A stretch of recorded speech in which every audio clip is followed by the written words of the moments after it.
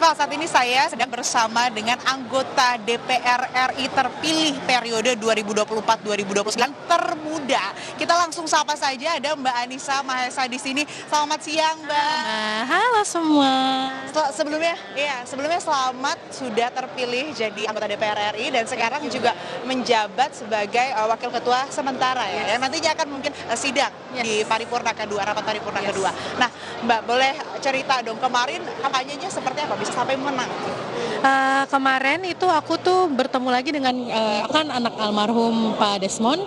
Dari aku SMP itu aku sudah diajak turun ke dapil berkenalan dengan konstituennya. Jadi kemarin tuh seperti bertegur sapa, ngobrol lagi, turun ke dapil dengan aspirasi mereka secara langsung yang alhamdulillahnya diterima dengan sangat baik karena perjuangan atau pendengarannya almarhum bapakku kepada aspirasi-aspirasi mereka. Tentunya itu adalah sebuah privilege. Tapi ditambah dengan itu aku juga turun langsung ke dapil bersentuhan dengan konstituen sehingga akhirnya alhamdulillah bisa terpilih begitu, Mbak.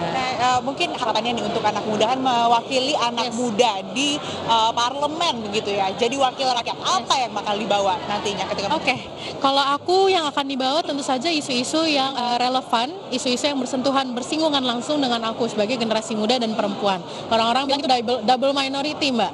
Jadi isu-isu yang akan aku bawa itu salah satunya akses pendidikan yang merata. Karena kalau di Banten akses pendidikan itu kurang merata gitu. Terus juga lapangan pekerjaan yang inklusif. Karena tiap aku turun ke dapil pasti ada anak-anak muda seumuran aku yang mengeluh. Ini bagaimana nih Teh Anissa, lapangan kerja kok susah sekali dicari. Kita mau masuk kerja bayar lagi 1 juta buat bis kalau di Banten seperti itu.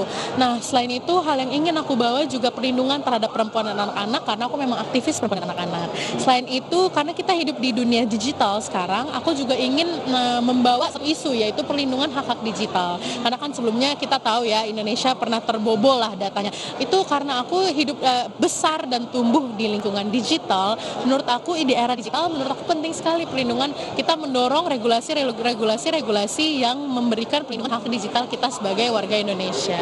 Luar biasa ini program yang akan dibawa sama Mbak Anissa, ini luar biasa, semoga nanti lancar ya. 100 hari ke depan kita pantau gimana ini nanti.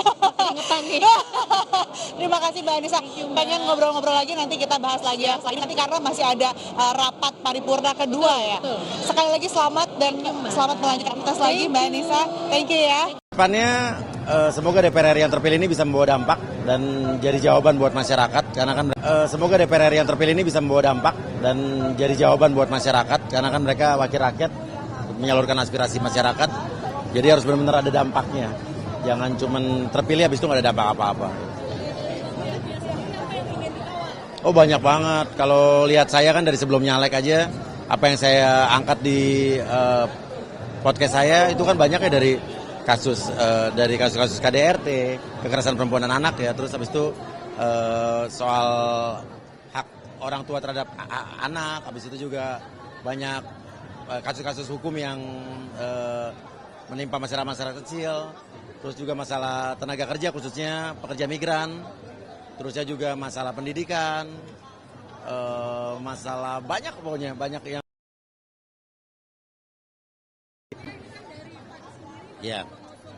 Iya. Nggak apa-apa, masyarakat skeptis nggak masalah. Tapi kan beri kesempatan buat artis yang terpilih ini untuk menunjukkan kerjanya. Apakah dia capable dan dia kredibel buat di situ. Dan insya Allah malah justru bisa jadi artis-artis yang dianggap atau skeptis di masyarakat ini justru bisa jadi anggota DPR yang lebih punya gigi ya di parlemen nanti gitu aja. Kita lihat aja.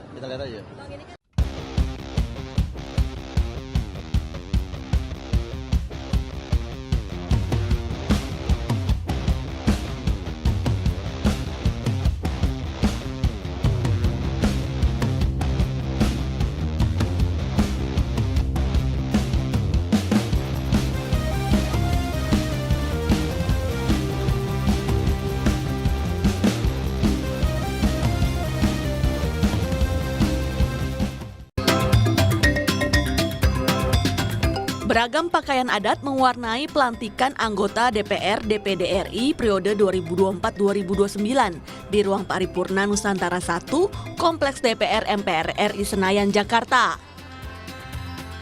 Seperti Ketua DPR periode 2019-2024 Puan Maharani yang tiba dengan menggunakan kebaya putih berselendang merah dengan aksen bros silver.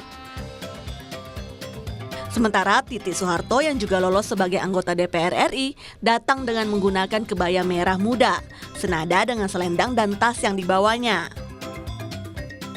Yang tak kalah menarik perhatian adalah pakaian yang dikenakan para selebritas yang lolos ke Senayan. Ada Rieke Diah Pitaloka dari Partai Demokrasi Indonesia Perjuangan yang menarik perhatian saat berjalan masuk dengan kebaya merahnya serta bunga mawar merah yang disisipkan di sanggulnya. Sementara dua anggota DPR sekaligus penyanyi dari Partai Gerindra yang lolos ke Senayan, yaitu Melly Goeslaw dan Raden Wulandari atau lebih dikenal dengan Mulan Jamila, tampak berkebaya krem dengan jilbab senada yang berpadu dengan kain batik. Pelantikan anggota DPR DPD RI memang kerap jadi ajang bagi para wakil rakyat tampil menawan dengan mengenakan baju khas yang menarik dan penuh warna, melambangkan partai politiknya. Tim Liputan, Kompas TV.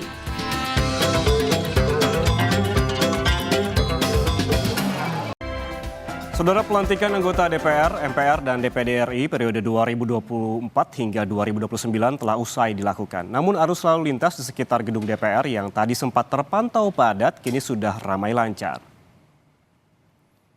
Polisi memang tidak memberlakukan rekayasa lalu lintas, namun Ditlantas Polda Metro Jaya sudah menyiapkan sejumlah skema pengalihan arus yang akan diberlakukan situasional. Rekayasa lalu lintas diberlakukan di sekitar kawasan gedung DPR MPR bersifat situasional melihat volume kendaraan.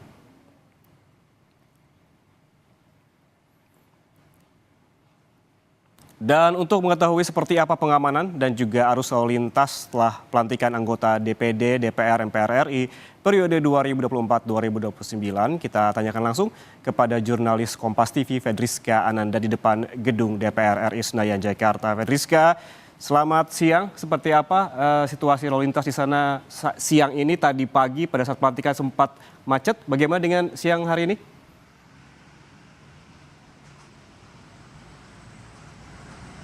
Ya, selamat siang, Yan Rahman.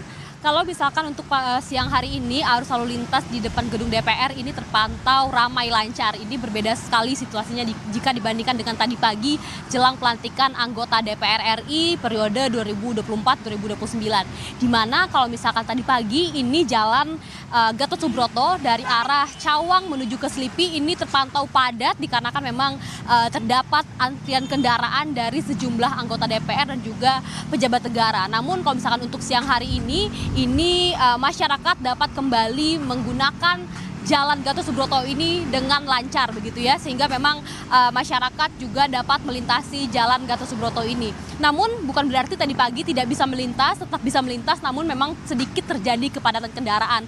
Meskipun sejak tadi pagi kalau misalkan kami pantau, Ian, dari kepolisian ini tidak memberlakukan pengalihan arus, karena kalau misalkan kemarin disampaikan oleh Ditlantas Polda Metro Jaya dikatakan bahwa meskipun pengalihan arus ini sudah disiapkan sejumlah skemanya, namun memang dipergunakan ataupun diberlakukan tergantung dari jumlah volume kendaraan. Sehingga memang dari tadi pagi hingga siang hari ini polisi tidak memberlakukan pengalihan arus. Meskipun demikian, dari Ditlantas Polda Metro Jaya ini sudah menyiapkan beberapa skema yang sudah diatur begitu ya, sehingga memang barangkali nanti sore ketika anggota DPR ini selesai berkantor begitu ya, nanti barangkali akan terjadi kemacetan seiring dengan jam pulang kantor. Karena memang kalau misalkan dari skema arus lalu lintas yang kami pantau ini, Jalan Gatot Subroto ini dari arah TVRI begitu ya ataupun Gerbang Pemuda ini akan dialihkan menuju ke Jalan Asia Afrika, dan juga kemudian dari arah Selipi ini juga dialihkan menuju ke Tentara Pelajar, sehingga memang untuk jalan di sekitar depan Gatot Subroto ini memang disterilkan begitu. Namun ini hanya skema, kita juga melihat bagaimana dinamikanya hingga sore hari ini.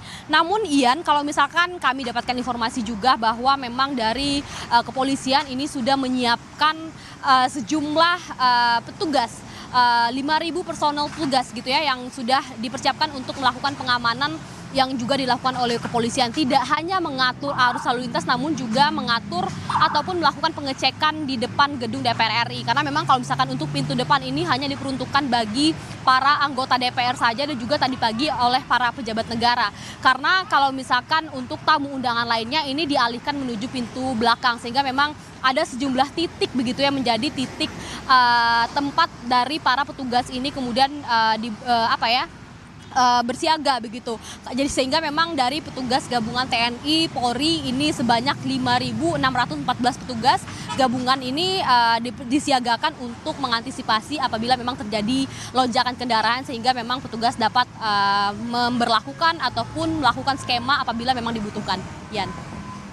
Ya baik, dibandingkan tadi pagi, situasi lalu lintas pada siang ini terpantau lancar begitu. Terima kasih jurnalis Kompas TV Fadriska Ananda melaporkan langsung dari depan gedung DPR RI Jakarta. Di antara banyak sumber informasi, kami layak dipercaya. Karena kami menggali lebih dalam, berpihak pada kebenaran, berpegang pada data dan fakta, agar layak Anda jadikan referensi. Kompas TV, independen, terpercaya.